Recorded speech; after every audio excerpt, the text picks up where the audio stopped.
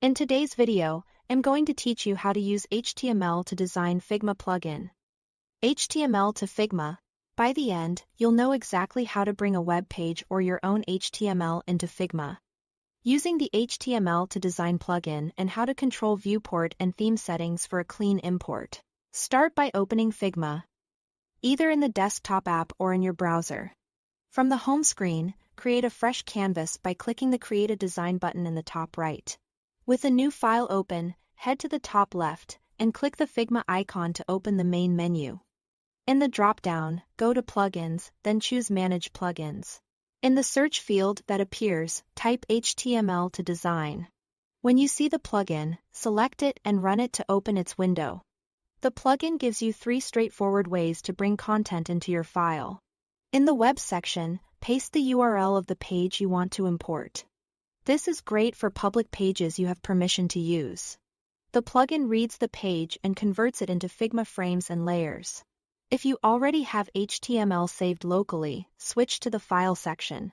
Here, you can select a HTML file from your computer and import it directly. This is handy when you are working with prototypes or files that aren't hosted online. For maximum control, go to the Editor section. You'll see areas for HTML and CSS.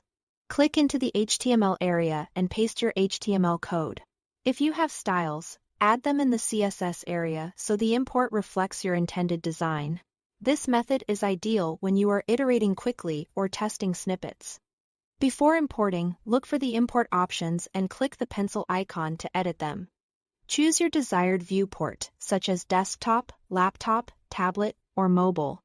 This setting determines the frame size and helps the plugin lay out elements appropriately. You can also pick a theme, light or dark, to match the appearance you expect. When you are happy with the settings, close the Options panel and start the import. After importing, your content appears as organized frames and layers on the canvas, ready for inspection, measurement, or redesign. If you need a different layout, you can change the viewport setting at any time in the plugin and re-import to compare versions or refine the result. Small differences in rendering can come from missing styles, so ensure key CSS is included or accessible. That's it. Thanks for watching and happy designing.